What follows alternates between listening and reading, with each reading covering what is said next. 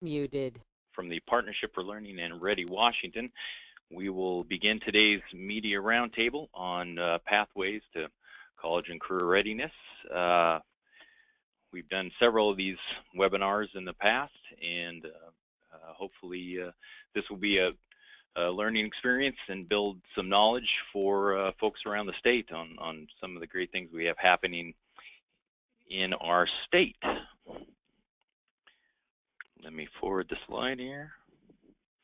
So we'll begin with a quick introduction of Ready Washington. Ready Washington is a coalition of state and local education agencies, associations, and advocacy organizations that support college and career ready learning standards and assessments, and that of course is Common Core, Next Generation Science Standards, and Smarter Balanced. The coalition believes all students should be better prepared for college, work, and life. We have today's agenda. We'll first welcome our panelists. We'll talk about, we'll hear from Robin Munson from OSPI about high school smarter balanced assessments. Then we'll go into Washington's unique college placement agreement with our state's 2- and 4-year colleges and universities. And we'll talk about our Bridge to College transition courses, and time permitting, we will answer some questions at the end. So let's begin by introducing today's panelists. We have Robin Munson, Assistant Superintendent for Assessment and Student Information from the Office of Superintendent of Public Instruction. Robin, are you there? I am. Good afternoon, everybody. And next we have Randy Spalding from he's the Director of Academic Affairs and Policy at the Washington Student Achievement Council. Randy, are you there? Yes, hi, good morning. Next we have Bill Moore. He's the Director of K-12 Partnerships and Core to College Alignment for the State Board of Community and Technical Colleges. Bill, are you there? Yes, I'm here. Yes, Perfect. Good afternoon, Chris. And finally, on the final page here, we have Janice DeCosmo, Associate Dean of Undergraduate Academic Affairs from the University of Washington. Janice, are you there? I think we'll unmute Janice here. Janice, are you there? Yes, I'm here. Hello, Perfect. everyone. And finally, we have John Rundgren, Principal from Anacortes High School. You'll hear more about what Anacortes is doing at their school, especially with the Bridge to College transition courses. John, are you there?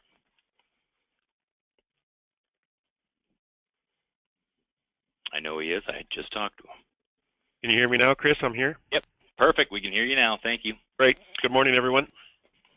Okay, so we'll get moving on the presentation. So we'll start on the first slide. If you've attended some of our roundtables and webinars before, you've seen this. But we'll start about students showing up at college especially with the necessary math and English language skills. So Randy of the Student Achievement Council, why don't you kind of take this part away?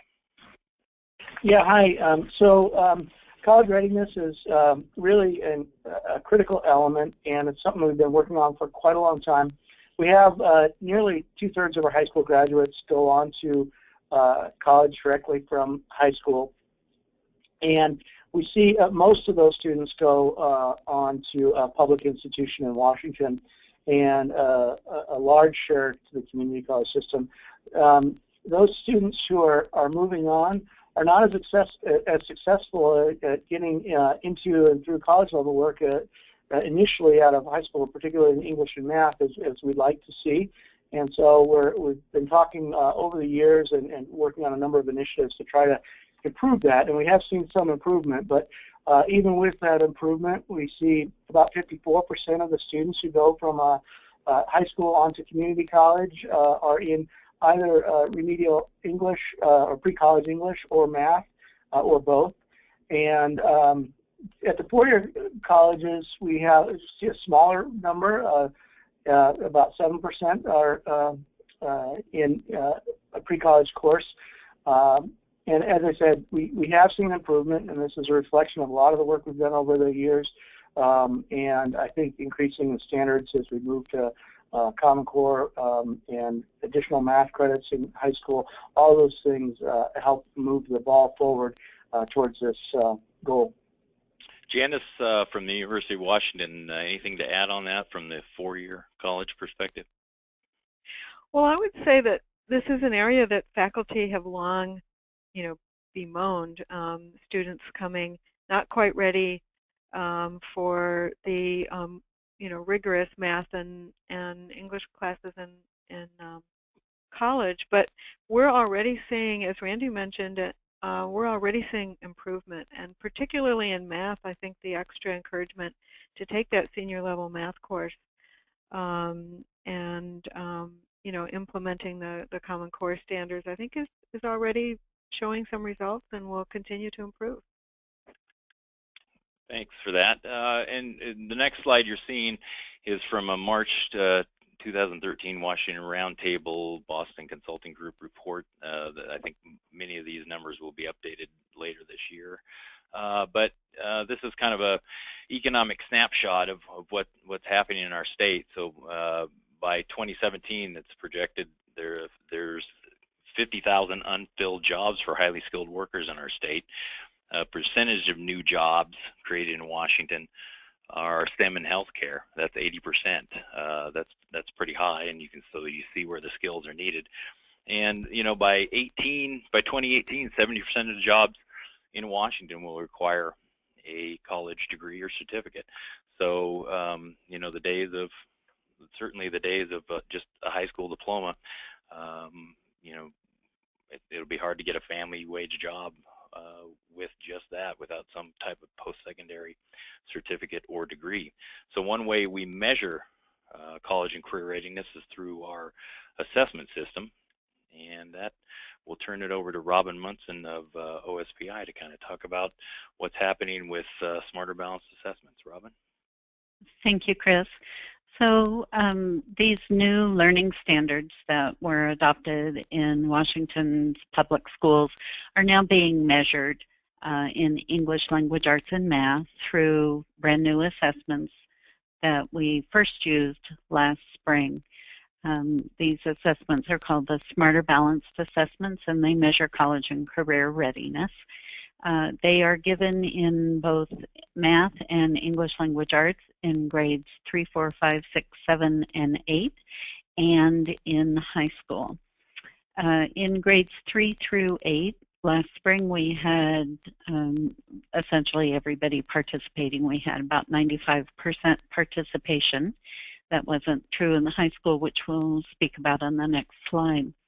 But we were very pleased with the results of our students compared to other students across the country who took the test. And in grades 3 through 8, Washington students were either the highest performing students or near the top in both content areas and across all grades, particularly in math, where Washington had the highest proficiency rate in all but one of those elementary middle school grades. Robin, and these the proficiency rates for math and English language arts in grades 3 through 8 were roughly probably in the between 50 and 60% rates. Yes, that's right. It's a higher standard, obviously. That these were they were measuring higher learning standards, but remind people about kind of the expectations going into spring testing. They were much lower, or the numbers were projected to be much lower. Right. We spent quite a bit of time last year talking about the fact that this first administration of the test would set our new baseline, and we didn't really have a way of predicting how well our students would do, except that we had a sneak preview by looking at the results of the field test the prior year. And across all of the states in the consortium, we had an expectation that perhaps in language arts we'd only have 40 to 50% of students meeting standard, and in math 30 to 40% of students meeting standard. And Washington students came in higher than those anticipated results in all grades except in high school. And speaking of high school, we'll move on to the next slide. So the issue that we had in high school was a very high refusal rate. We only had about 50% of the students taking the Smarter Balance test in 2015, and the 50% who refused gave us a couple different reasons, mostly related to the timing of the assessments in 11th grade when they are also working on AP exams or IB, the advanced placement or international baccalaureate exams, other final exams in their classes. And last year's 11th grade class were also students who had already fulfilled their assessment graduation requirements and told us that there really was no meaning for them to participate in the state accountability tests in 11th grade.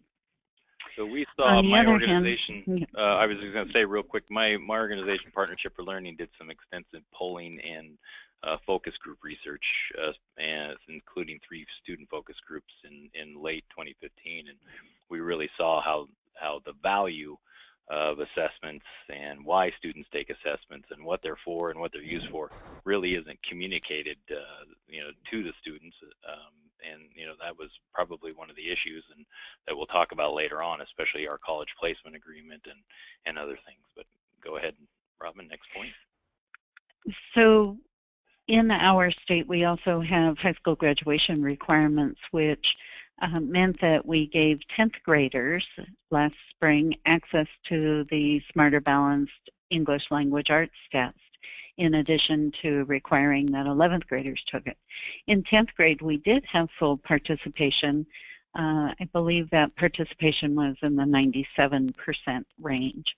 And of those 10th graders, 74% of them met the college and career ready score. So 74% of the 10th graders passed at a level 3, and because they have demonstrated that college and career readiness, they will not need to take the test in 11th grade. We will instead roll their scores forward and roll their participation forward for accountability purposes. So we will see a tremendous jump in our performance in the ELA test in grade 11. What's the status of 10th graders taking Smarter Balance tests moving forward, both in math and English language arts? We have expanded the opportunity that we gave students in English language arts to math for this upcoming year, and 10th graders will be able to access the high school math test, the Smarter Balance high school math test in 10th grade this year as well. We are encouraging districts to only assess students who are completing Algebra 2 because we feel that students who haven't had that content will be less likely to be successful. But we're hoping that that will help mitigate some of the refusals that we saw last year by letting some students get this accountability testing out of the way and to know that they have fulfilled their assessment graduation requirements. Thanks, Robin. And part of the research and focus groups that I mentioned will then pertain to especially the following slides. When explained to student focus groups and even in our polling about the value is our 11th grade or high school Smarter Balance test can be used for college placement and is certainly a valuable college and career readiness measure. So we'll move into that, talk about Washington's college placement agreement with the high school Smarter Balance assessment. It's pretty unique. There's a few states that we'll talk about that have, a few other states that talk about it that have this, but Randy Spalding of Randy Spalding of the Student Achievement Council, why don't you take this slide and talk about that? Yeah, thanks. So in October of 2014, we became the first state to announce an agreement that would allow students who take the assessments in English language arts and math to essentially bypass remedial or pre-college coursework if they scored at a college-ready level, so a 3 or higher. And we're still unique in that we're, I think, the only state that has a level of participation among our sectors. So we have all 34 community colleges, all 6 of our public baccalaureates, and 9 out of 10 of our major independent colleges in the state. So this is a huge accomplishment, and it's really a reflection of the level of collaboration among the sectors over the years around college readiness. We've had a great deal of leadership on this with state board run projects in math in particular, and other projects in English language arts and science that really helped move us forward on a common understanding of what these expectations were. So when the Smarter Balance and the Common Core came along, we were really well positioned to work together towards these agreements, and we're continuing to talk about how to improve them over time as well. Randy, when was this agreement made? What year? So yeah, it was rolled out in October of 2014, and it's a 3-year agreement. So 3 cohorts, the first 3 cohorts of students who have taken the assessment would be included, and then the continuing evaluation is looking at how we improve this for future cohorts. So we'll continue to kind of talk about this. Janice DeCosmo from the University of Washington, talk a little bit about this Smarter Balance agreement, but and how unique this is, and the work that was done to make this agreement in Washington. Yeah, as Randy mentioned, Washington was the first state to have this type of agreement, and it does, it reflects the collaboration, coordination among all of our sectors.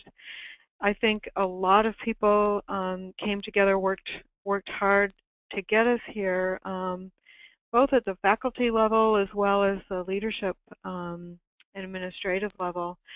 And I know in our sector, in the public baccalaureates, we're just super enthusiastic about the clear messaging that's that this project sends to students and their parents. That the goals that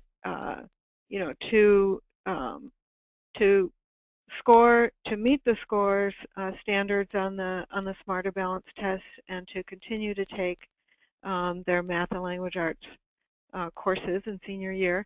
Those messages are really important, and I think universally everybody is really happy to see them delivered so clearly. Bill Moore of the State Board of Community Technical Colleges, you have been involved in this for a long time. Anything to add to what Randy and Janice said? No, I think the only thing I take this opportunity to plug a report that just came out this week from the American Association of Community Colleges in conjunction with the Association of Community College Trustees and an outfit called Higher Education for Higher Standards. They just released a report talking about community colleges collaborating with K-12 to improve student success. And this is one of the, and we are featured, this agreement is featured in that report as being an exemplar of one of the strategies they're talking about in terms of this kind of agreement around these scores. So we're pleased with that, and like you said, other states are starting to do it, but ours was sort of the first and has become the model for most of these other states. Yeah, that report was released yesterday, and it featured best practices in many states. But yeah, you're right. This Washington was featured pretty highly and prominently in that report about this practice.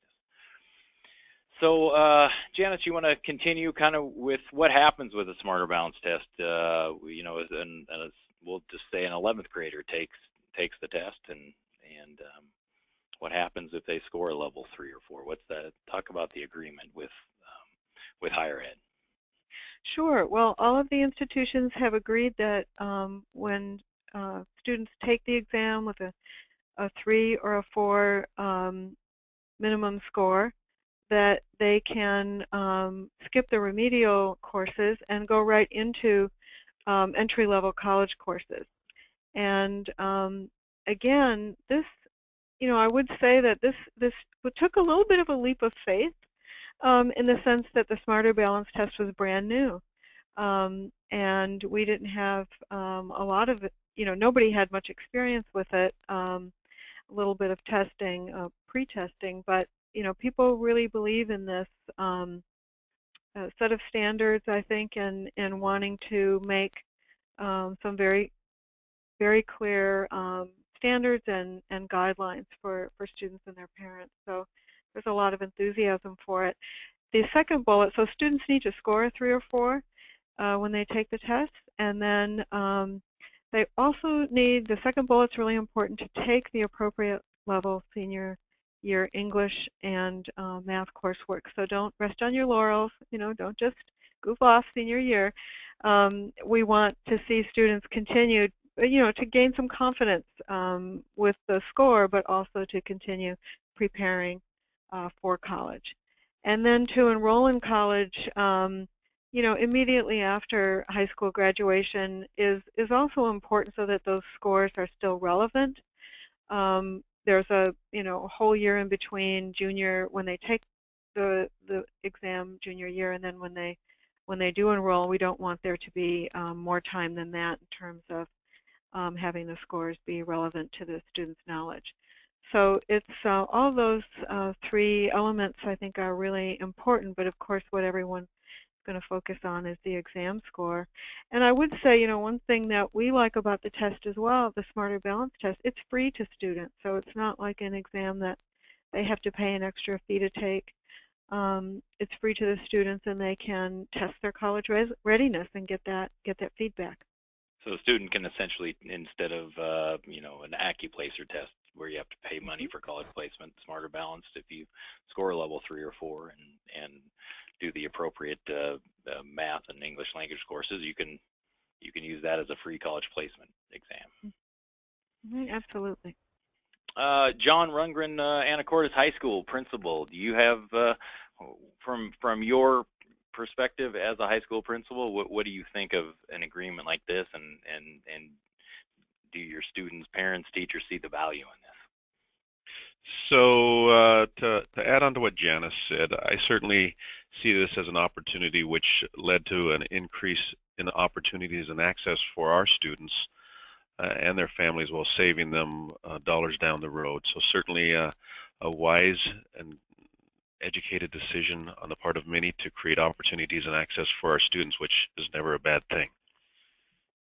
And do you think part of the reason we probably saw a high test refusal is this information didn't get out to students and teachers as much last year? Do you think, especially with now a year behind us, that that message will get out, or it's more important to get that message out? You bet. And talking with my colleagues up here in the northwest corner of the state, I think knowledge and the sharing of the information was certainly important on various levels and in various school systems. I can say, as far as what we shared with our students and parents in our community and at our high school, we turned out to have a rather large participation rate, and I think it was a concerted effort, and in collaboration with our counseling and guidance office and our administration, we got the word out to our teachers and in turn our students and families as to the benefits of doing this. Even though it's not required for graduation, we attempted to make sure and convey to our students and families that it's important nonetheless, and this is why it's important, that it could save you dollars down the road and increase your opportunities and access in post-secondary programming. So I think for the most part, our students and our families heard the message and received it loud and clear, but we can certainly continue that message this year in testing as well. Perfect. Thanks, John. And so we'll turn to Bill Moore, State Board of Community and Technical Colleges, to talk about if a student, for example, doesn't get a 3 or 4, gets a level 2. We can see on this next slide. Bill, what's the Washington agreement for students who get a level 2, which is considered below college ready, but there's still plenty of opportunity there? So yeah, just to add on to the comments earlier about the agreement, though, it's worth noting that while there is a common core in terms of agreement across all of higher education, there are some minor differences in terms of how the baccalaureates have what their language says in the agreement and what the community and technical college system has in its agreement. And it's pretty minimal at the college ready level, scores levels 3 or 4. The big difference is in the level 2 with our bridge to college courses. We thought it'd be important to really have especially for the students who are coming to us in community technical colleges, who we see as sort of really a key audience for all of this work, a key population to try to really help provide motivation and incentive for them to get more ready. As Randy mentioned at the top, we have a lot more of a problem with remediation with our students than the baccalaureates do. So the agreement has a pathway for students who score at level 3 and 4. What about a pathway for students who score below college ready? But we want to try to essentially help them get ready before they come to us, so they avoid the remedial classes. So that's the idea behind the Bridge to College courses, and you can see on the slide here sort of the terms of it. We envision this as an opportunity then for students who score in level 2, so they don't get the automatic agreement based on the Smarter Balance score, but if they take a Bridge to College course in math and or English and score B or better in the second semester, then they essentially get the same agreement as if they had scored level 3. So they're able to really avoid remediation and avoid the placement testing if they do well in this course, which we think we're really excited about these courses. Yeah, and actually, just from a personal note, I have a 12th grader who got a level 2 in math last year, and she's actually taking a Bridge to College math course. She's done that this year and is enjoying the experience. So hits home for me right there. Why don't we move on to the next slide and talk about how these Bridge to College courses were developed and a little bit of more detail about them. Sure. I touched on this a little bit, but again, our primary work over the last few years has been in this Core to College project that I was leading, really trying to ask the question in Washington, what could higher education do to really be a constructive partner in the implementation of the Common Core state standards and the Smarter Balance assessment. And it really led us to look very carefully at the standards.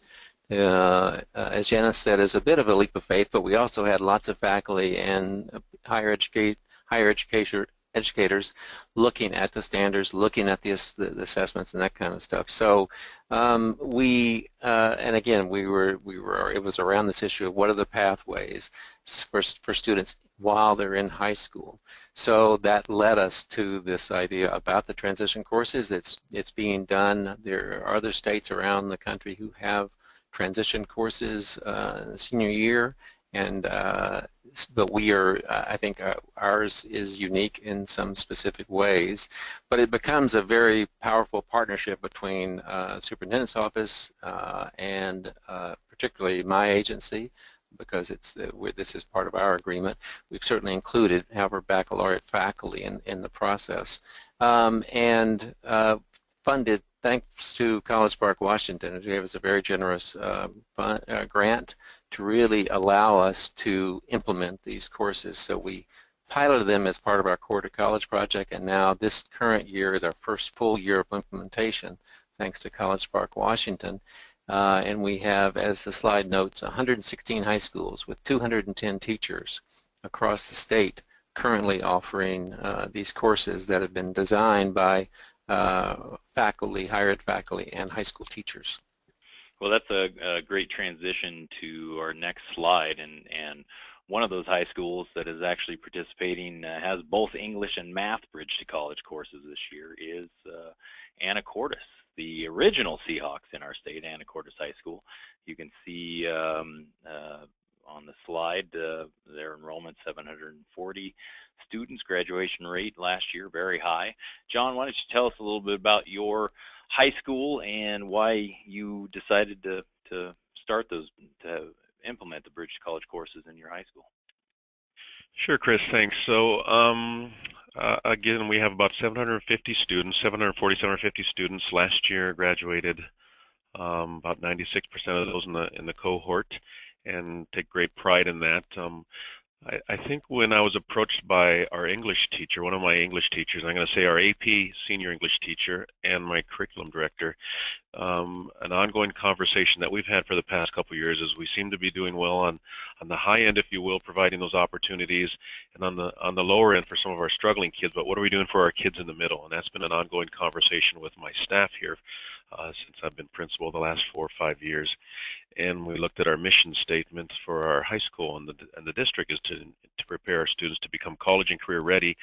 and thrive in a competitive world and society. So we started to strip that down and say, where are we doing this well and where could we be doing it better? And it was great timing that my senior AP English instructor approached me and said, look, we got an opportunity to do this BTC English thing.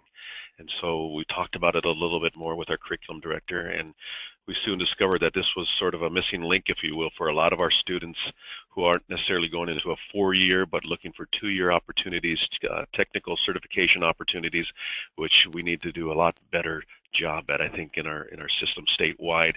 We have a lot of thinkers, but we need to have a lot more doers who can follow up with the thinkers. And so we started looking at a lot of our students as to what they're taking and not taking, course pattern requirements, and their histories of what they're taking, and we thought this would be a great opportunity to, again, address our mission statement, preparing all of our students to be college and career ready, at the same time giving them a robust and rigorous curriculum experience as well. And that's what we have found so far to date, that our Bridge to College English and Math courses are doing exactly that for our students. I mean, it sounds pretty successful there, but what is your staff, now that you've had experience with them, and what does your staff feel they bring to the teaching and learning in the high school?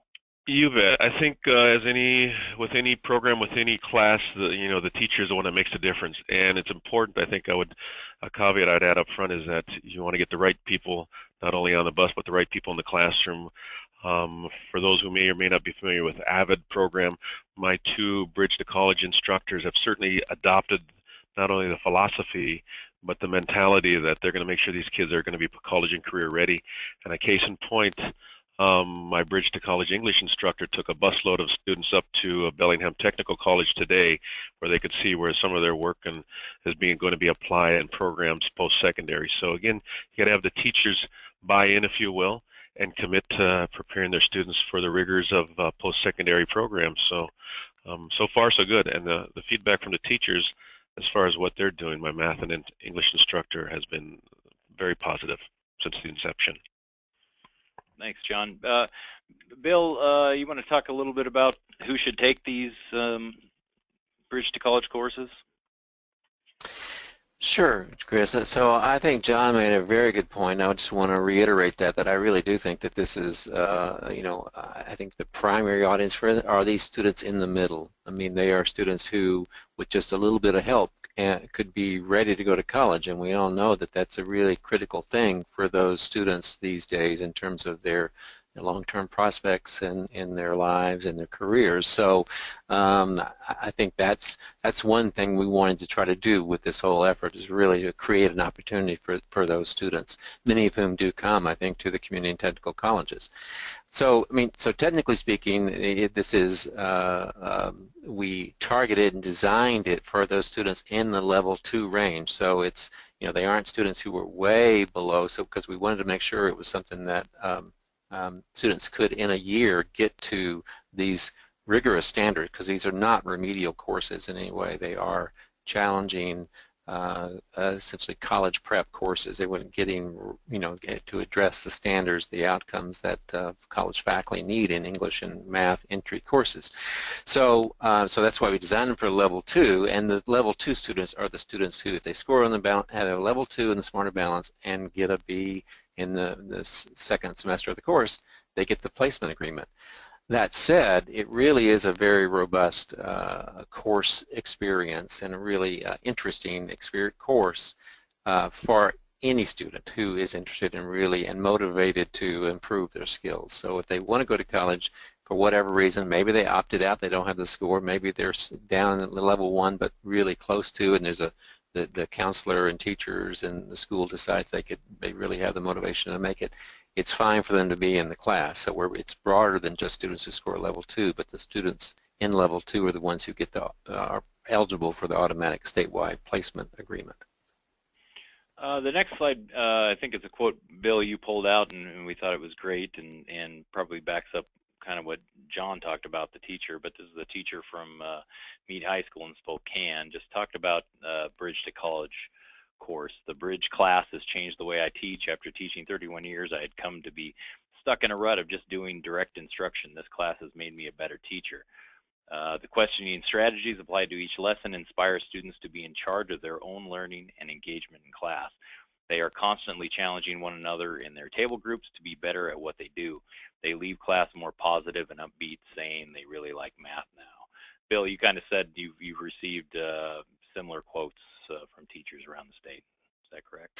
Yes, and you'll see some of that. You can see some of that on our website, which we will point out at the end of this, and direct people to where they can go see some more of this. I think, and also we're working again with College Park to develop some more videos to get some more testimonials from teachers and students, because I think there's a lot of that going on out there. I've heard from.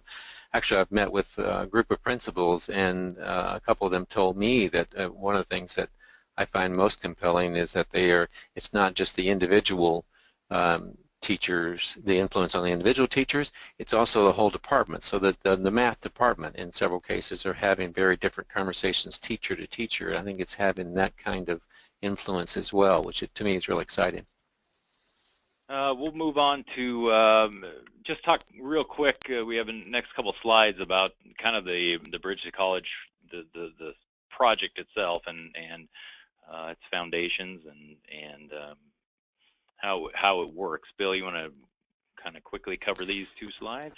Sure. We won't go into depth, I think, because we've touched on several of these elements. So, but I think it's worth noting here, and this slide kind of depicts it, that it really is about their core elements of this that are, it's less about the agreement and the smarter balance assessment and all that, all of which is important, but really underneath that, we think it's, in particular, these courses are about acknowledging, honoring the work that students and teachers do in high school before they come to higher education. I mean, when we ask students to take placement tests, if they come straight to us out of high school, we're essentially saying we don't really care what you did, we don't care what any of that none of that matters, we want to give you our own test.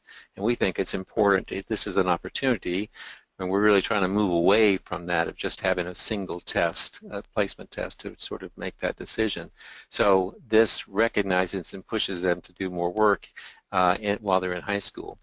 And then the other big feature, I think, of the course project, again, thanks to College Park, and this is unique across the country in terms of places trying to do these courses, is that we have ongoing professional learning embedded with all the teachers, and then they're in small regional teams, as you see depicted here, with some support from a course trainer to really work with them on an ongoing way so they can get better at the kind of significant shifts in instruction that are at the heart of these courses. It also shows here we are working to connect higher education faculty with these teams, so we're able to have these kind of cross-sector conversations with college faculty, high school teachers, talking about their disciplines, talking about English and math in a deeper way than normally would happen, and that's also been really positive, well received from the teachers in the course. Janice DeCosmo from University of Washington, what's your perspective on this? This agreement mainly is for community and technical colleges. There is one university, I believe Eastern Washington University, that has the agreement with Bridge to College course. But what's your perspective on this?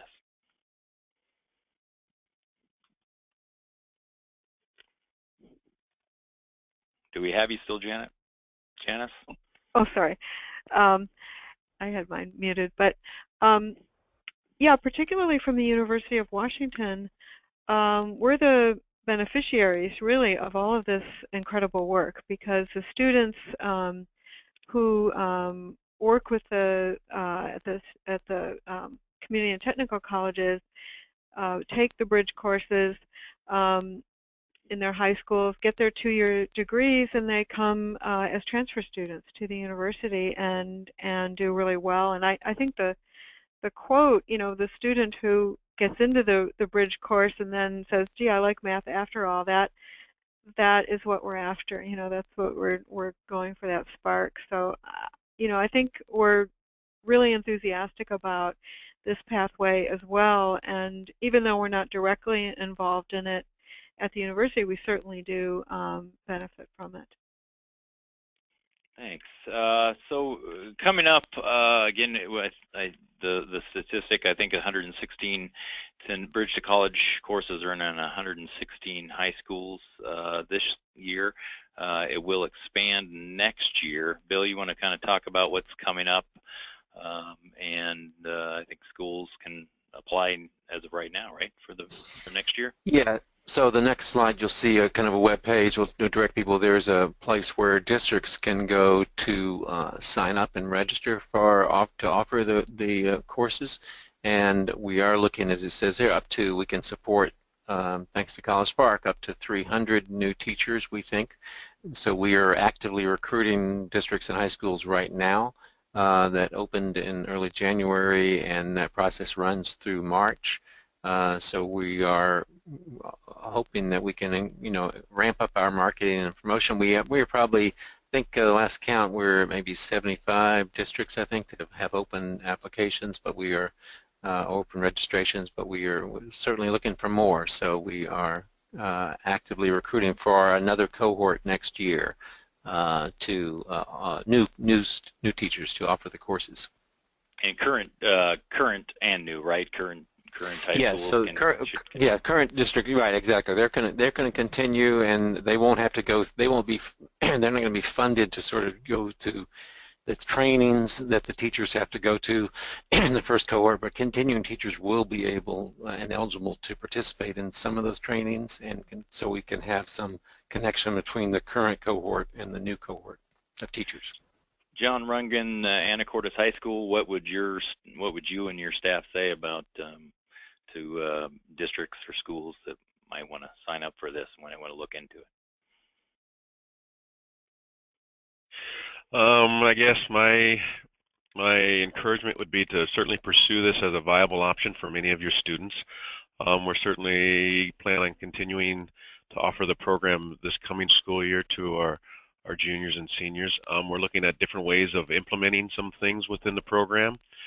We think we could do some things with our juniors as well, as far as preparing them for the Smarter Balance assessment, and then maybe adding and scaffolding it down for a 2-year preparatory program, if you will. So we're looking at some other opportunities to expand and certainly encourage and continue to educate our students as far as the benefits of participating and taking these courses at our high school. Thanks. So there's on the screen right now is the website, the bridgetocollegecourses.org website that has materials, videos, and where you can apply, I assume, Bill? Yeah, so the one on the OSPI website is where districts would go to apply. So really more technical information and that specific information about how they would submit the registration. The one on the right, the bridgetocollegecourses.org, is a more public-facing website. It really gives more kind of general public, students, families, information about the courses, and that's where the videos and the testimonials are that you can go to. So they're different kind of information. Thank you. So we'll bring Randy Spalding from the Washington Student Achievement Council back to talk about, we've talked about level 3 and 4, we've talked about students who score level 2, and which is below college ready. Randy, you worked with a statewide group for a few years and produced some materials, but a lot of that work in the end was aimed at providing more information for students who were below college ready. You want to talk about a little bit about that? Yeah, right. So we received a grant from National Governors Association, and the purpose of that grant was really to convene leadership around the state, and so that included state agencies involved in education, governor's office, legislature, and more local representation too. We had Principals Association there and other local groups, and the idea was to really create that conversation across sector about what are the places where we can collaborate and ensure that we're all working kind of in step to move forward on implementing these new standards, these new assessments, and help ensure that students are able to be ready to enter post-secondary education, ready for the rigor and the coursework that they'll need to face there. So that's sort of the big question. A big piece of that was building on a lot of the work that's been done to sort of create that cross-sector conversation at a faculty level and lot of the work Bill's led has done that as well. And then we also want to create some clear communication materials. And so we created a number of different informational documents, both some targeted at higher ed, so they could understand what the new standards were and how students are going to be coming to them better ready for college level work, and some directed to K-12 or to students. And so I'm going to show you a couple pieces here that kind of get at examples of the work we've done. And so go to the next slide. One of the early pieces we did was this infographic here, and the intent here was really for counselors to use this with students and families and to kind of walk through what's the pathway look like for students who are already at college level, beginning in 8th grade, or on track to be at college level, I should say, three or four, and those who might not be quite there yet. What are some of the resources available, and what are the things they should be looking at? So for students who in 8th grade are already at a 3 or 4, they should be really looking in their plans around dual credit programs and those sorts of things. If you're at a 1 or 2, there are other things you might want to do to get engaged so you can get up to speed, so when you take the 11th grade, you'll be at the 3 or 4 level. And so anyway, that was the intent here. And the Ready Law folks also... Just to interject real quick, Randy, and we made, you can see the URL where that's available, and I think you were just about to allude to the accompanying video we made with this. So if counselors, teachers, parents have this infographic, you can also watch a video that kind of helps explain it as well. That and this is we produced this last year, but I think it's even more relevant this year. But go ahead, sorry, Randy. Right. So the video is a great tool, and then as the ISLs group was wrapping up the last few months of 2015, we really were starting to identify the critical need to have some positive communication about options for students who are in that 1 or 2 level, and particularly the ones are where we were most concerned, because we really hadn't developed a strategy for the students at that level that was clear. We had, for the level 2s, we had the bridge courses as a strategy, but so we created 2 pieces. This actually kind of comes front and back, but there's a narrative that talks about some of the options that are available to students, and then an infographic on the next slide that kind of draws a picture. Very similar information on the 2, but talking about a variety of things that we know make a difference for students who might be falling behind around both things like the bridge courses, but also things like maintaining attendance, tutoring, after-school programs, and also clear high school and beyond plan, and really beginning your post-secondary planning as well. So really to try to send a positive message that students can do this, but also talk about what the options are to help them get up to the level they need to be so they're ready when they leave the doors at the end of high school. So this document is nearing completion, should be available maybe next week, the week after, at the URL readywa.org/smarterbalanced. It'll be available in the coming days there. You can download that. Some quick resources, because we are just about out of time, I should say. We can find ReadyWA on our Facebook, on YouTube, and on Twitter, and of course readywa.org. And we have a couple questions come in the chat box. If anybody has questions right now, they can type them in the chat box. If you'd like any information following this presentation or contacts, Chris Barron, my email is on there, and Kristen Judon of the Office of Superintendent of Public Instruction.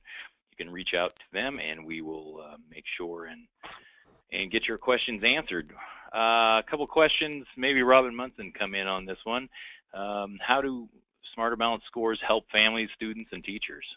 How can they use those to improve student learning? The scores are designed, or the tests themselves are designed to help families and teachers and students know whether they are on track to be successful after high school, whether they choose college or career or some other post high school activity. So our learning standards go from kindergarten through 12th grade, and the assessments are designed to measure whether students are on that right trajectory to be successful after high school. So teachers, parents, and even older students can look for interventions to help improve students' learning if students aren't on track.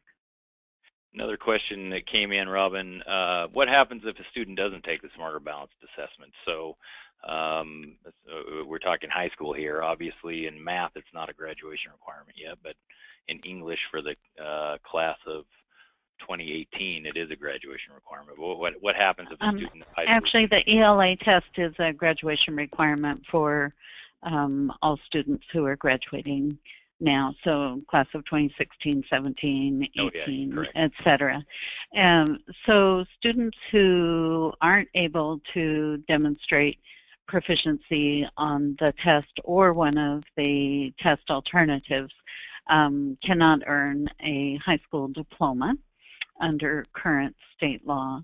And as Chris indicated, students in the class of 2019 and beyond will also need to demonstrate proficiency on the Smarter Balanced math test.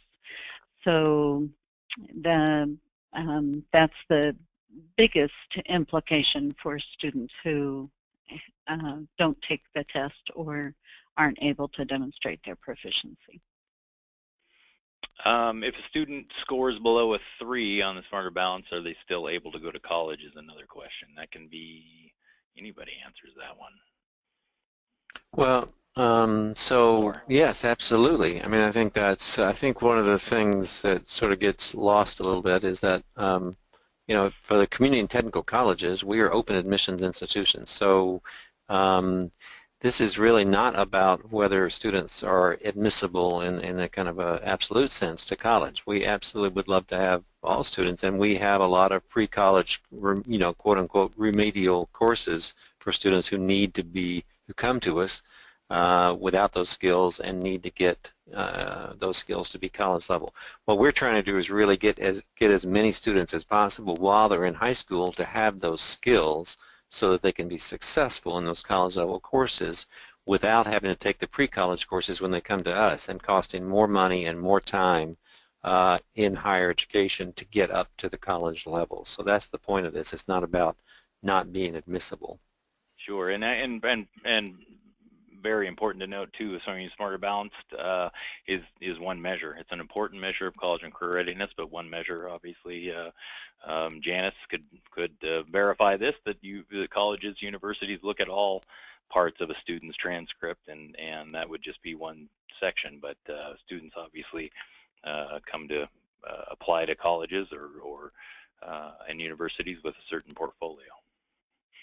Absolutely. We do, here at University of Washington, we do holistic admissions, so we're looking at a number of factors, including the transcript and test scores, but also including students' other out-of-classroom experiences and preparation and so forth. So we do, you know, we look at the well-roundedness of our students as well as their achievement on tests such as Smarter Balanced and others. And certainly there are other pathways. I think, you know, I would just echo what Bill said, that the agreement just allows for this immediate feedback to students and families about college readiness, but it isn't the only way.